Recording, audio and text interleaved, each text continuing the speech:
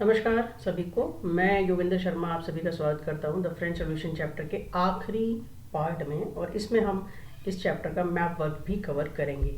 तो शुरू करते हैं। सबसे पहले हम लोग आज डिस्कस करेंगे द रोल ऑफ वुमेन। तो सबसे पहले हम देखेंगे the women were active participants in the French society. अगर हम देखें तो वो एक्टिवली पार्टिसिपेट कर रही थी शुरू से ही, हर रिवोल्यूशन में, हर क्रांति में, और स्ट्रीट्स में, प्रोटेस्ट में, रैलीज में, इस तरीके का उनका पार्टिसिपेशन हमें नज़र आता है। Most of the women of the third state had to work for a living, क्योंकि वो गरीब थे, उनको काम करना पड़ेगा।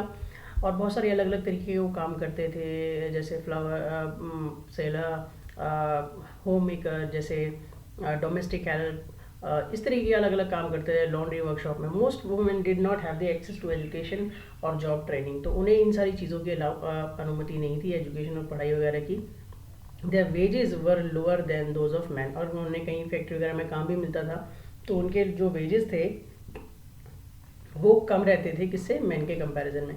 इन order to discuss and their voice their interest, women started their political clubs. काफ़ी सारे पॉलिटिकल क्लब, जैसे मैन ने जैकोबिन क्लब जैसे पॉलिटिकल क्लब बनाए थे, तो वुमेन ने भी अपने पॉलिटिकल क्लब बनाना स्टार्ट किए। और सबसे फेमस था उनमें से the society of revolutionary and republican women. ये एक नंबर में आपका क्वेश्चन कई बार आता है।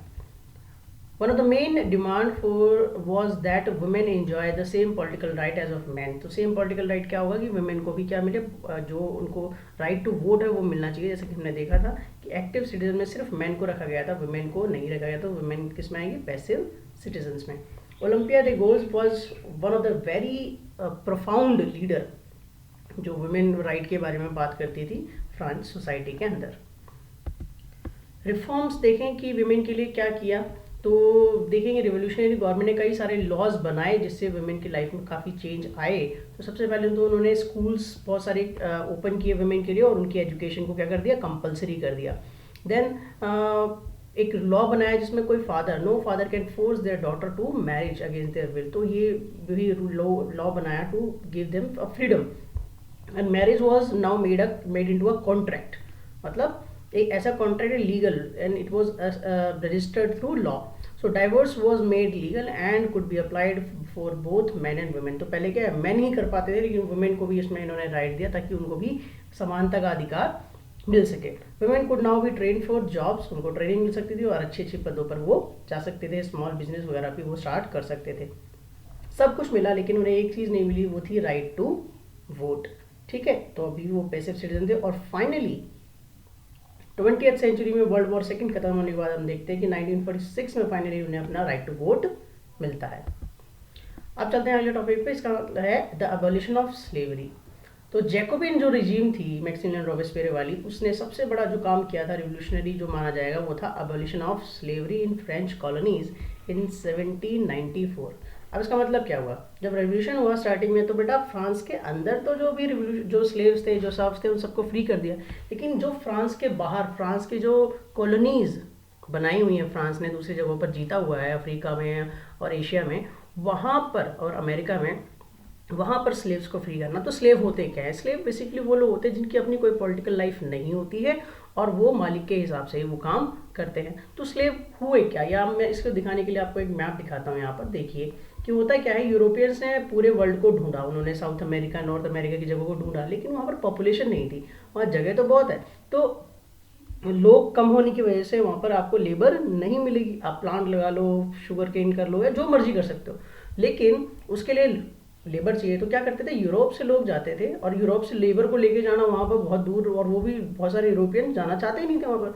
तो ये क्या करते थे, ये जाते थे कहाँ पर, अफ्रीका में, और अफ्रीका में अपना सामान बेचकर वहाँ से खरीदते थे नीग्रोज, स्लेव्स को, अमेरिकन अफ्रीकन को खरीदते थे, शिप में डालते थे, उन स्लेव को ले जाते थे यूरोप में, वहाँ पर काम करवाते थे, और वहाँ से मटेरियल आगे लेके आके बेचते थे कहाँ पर, फ्रांस में या यूरोप के अलग अलग देशों में। तो यहाँ पर जो दो मेन जो पोर्ट हैं, ठीक है, ये जो ट्राइंगल बना, मैं आपको पहले ट्राइंगुलर ट्रेड समझाता हूँ। तो ये जो ट्राइंगल बना है, ये ट्राइंगल था ट्राइंगुलर स्लेव ट्रेड। तो इसी के बारे में यहाँ पे लिखा हुआ है द ट्राइंगुलर स्लेव ट्रेड। और इसमें कौन कौन से कॉन्टिनेंट है, यूरोप से स्टार्ट होता है, अफ्रीका से स्लेव लेते हैं, अमेरिका से रॉ मटेरियल लेते हैं, और फिर यूरोप में आगे इसको बेच देते हैं। फ्रांस के 2 मेजर पोर्ट थे जो इस काम में इन्वॉल्व थे, बॉर्डो और नांतेस। अभी मैं मैप में आपको समझाऊंगा। The national assembly had debates, long debates हुई कि भाई फ्रांस के अंदर ही हमें इन लोगों को आज़ाद करना है या फ्रांस के बाहर भी हम इनको आज़ाद कर सकते हैं। तो बहुत सारी डिबेट होने के बाद में फाइनली इसको डिसाइड किया कि इनको हम अबॉलिश कर देंगे। तो रिवोल्यूशनरी गवर्नमेंट ने 1794 में इसको अबॉलिश कर दिया। लेकिन हुआ ये कि कुछ समय के बाद जब वहाँ के जो बिजनेसमैन थे उन्हें लॉस होने लगा, क्योंकि भाई स्लेव्स को अब आपको वेजेस देने पड़ेंगे जब वो स्लेव नहीं रहेंगे। तो लॉस के बाद, लॉस की वजह से क्या हुआ, नेपोलियन ने दोबारा से जो उसकी कॉलोनीज थी वहाँ पर क्या कर दी, री इंट्रोड्यूस कर दी स्लेवरी को। ठीक है, लेकिन नेपोलियन के जाने के बाद और काफ़ी रिवोल्यूशन के बाद क्या हुआ कि 1848 में वो समय आया जब स्लेवरी को फाइनली फ्रेंच कॉलेज में अबॉलिश कर दिया गया। तो ये आपका एग्जाम में कई बार क्वेश्चन आता है। अब देखते हैं क्या एवरीडे लाइफ यानी रोजमर्रा के जीवन में क्या फर्क पड़ता है, किसका, इसका, रेवोल्यूशन का। तो क्रांति का क्या फर्क पड़ता है एवरीडे लाइफ में, इसको समझने की कोशिश करते हैं। तो politics change the clothes people wear, देखा ना, सेम क्लोथ्स, क्लोथिंग पैटर्न बदल गया, लैंग्वेज, ठीक है, हर जगह फ्रेंच बोली जानी है। Books they read, now they are not reading this religious books, they are reading the books of different authors, philosophers, Rousseau, Voltaire, Montesquieu. ठीक है, तो रिवोल्यूशनरी कुछ लॉज भी ऐसे बनाए जो कि क्या करते थे, इंश्योर करते थे सोसाइटी में लिबर्टी एंड इक्वालिटी को। तो सबसे पहले तो abolition of slavery, abolition of censorship. तो सेंसरशिप में आपको समझाता हूँ होता है क्या। सेंसरशिप में क्या होता है कि जो गवर्नमेंट होती है वो प्रेस को कंट्रोल करती है, इम्पोज करती है, और प्रेस को कुछ भी छापना हो या कुछ भी पब्लिश करना हो उससे पहले प्रेस को क्या करना पड़ेगा, सरकार को दिखाना पड़ेगा, और वो कंटेंट सरकार के खिलाफ नहीं हो सकता है। तो पहले ये था, लेकिन अब क्या हुआ, सरकार के जो कंट्रोल था गवर्नमेंट प्रेस पे उसको हटा के क्या कर दिया गया, freedom of speech and expression को एक नेचुरल राइट बना दिया गया है फ्रांस के अंदर। तो कि एक बहुत बड़ी बात है। Newspaper, pamphlet, books, printed material, ये सारा मार्केट में आप फ्लड कर रहा है, यानी बहुत ज़्यादा मार्केट में अवेलेबल है। People are writing about there are so many things in the market. Okay, so let's look at here. They all describe and discuss the events which are taking place in the France, play, song, festivals. इस सभी की वजह से देखिए पूरी life जो है बिल्कुल चेंज आ रही है। लिबर्टी और जस्टिस को हम देख सकते हैं। ठीक है, ये पेंटिंग आपको बड़ा sarcastic है, जहाँ पे जो वेल्दी लोगों को ले जाया जा रहा है उनको इक्वल करा दिया जा रहा है, गरीब आदमी की तरह उनको भी पतला कर दिया जा रहा है। चलिए, तो इस चैप्टर से जो मैप वर्क है आपका जो एग्जाम में आता है वो मैं मैप वर्क समझा देता हूँ आपको। ये देख रहे हैं आप, फिजिकल मैप ऑफ पेरिस। तो सबसे पहले फिजिकल मैप ऑफ फ्रांस। तो ये सबसे पहले जो कैपिटल ऑफ फ्रांस क्या है, वो पेरिस है हमारी। इसके बाद मैंने अभी आपको डिस्कस किया था स्लेव वाले, उसमें नांतेस एंड बोर्डो, ये वो स्लेव ट्रेड वाले जो है पोर्ट है जहाँ से स्लेव ट्रेड होता था। और लास्ट जो हमारा फोर्थ चीज़ है वो मार्सेल्स है। ये वो जगह है जहाँ से लोग आए थे गाना गाते हुए, और गाना क्या था, मार्सेल्स, उसका गाने का नाम भी रख दिया गया, और वो बाद में क्या बन गया, नेशनल एंथम ऑफ फ्रांस। तो ये आपका मैप वर्क है, सिर्फ इतना ही आता है इस चैप्टर से मैप में। चलिए डिस्कस करते हैं question answers on this topic. When did the women finally got the voting right. तो ये क्या था आंसर इसका, 1946। Name the famous political club, क्या था, social and the group of revolutionary and republican women. ठीक है, when did the slavery finally abolished, 1848, अभी हमने पढ़ा था। Which continents were involved in the triangular trade, बताइए बताइए जल्दी बताइए, कौन कौन से थे, यूरोप से अफ्रीका, अफ्रीका से अमेरिका, अमेरिका से फिर यूरोप। तो कौन कौन से, 3 हो गए, यूरोप, अफ्रीका और अमेरिका। नेम 2 मेजर पोर्ट्स, कौन कौन से थे, अभी हमने बात की थी, नांतेस एंड बोर्डो।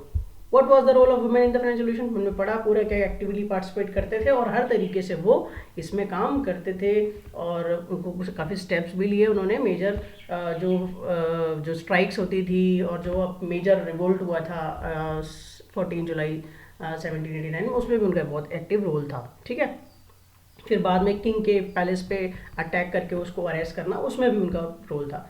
What steps were taken by the ये रिवोल्यूशनरी है, revolutionary government to improve the lifes of the women in France. तो वुमेन इन फ्रांस में वो देखा आपने कैसे सबसे पहले स्कूल्स एंड ट्रेनिंग कर दिया, उनको अलाउ स्कूल्स कंपलसरी कर दिया, एजुकेशन राइट्स बना दिया उनके लिए, पर्सनल जैसे वो डाइवोर्स को लीगल बना दिया, वो दोनों फाइल कर सकते हैं, पेरेंट्स उनको फोर्स नहीं कर सकते, they can run their own business. तो इस तरीके की चीज़ें। And how did the evolution affect the everyday life, ये एनसीईआरटी एक्सरसाइज का क्वेश्चन है। तो आपने देखा कैसे चीज़ें काफ़ी बदल गई हैं, लोगों के बोलने का तरीका, उनका लैंग्वेज, उनकी जो भाषा है, उनका जो क्लोथिंग पैटर्न है, वो सब कुछ चीज़ें बदल रही हैं। तो ये आपका एनसीईआरटी एक्सरसाइज मैंने फिर बताया था आपको कि एनसीईआरटी क्वेश्चन आप चाहे तो सबसे पहले एक साथ कर सकते हैं या सबसे बाद में कर लें। ठीक है बेटा, सो बेस्ट ऑफ लक। यहाँ पर हमारा ये चैप्टर खत्म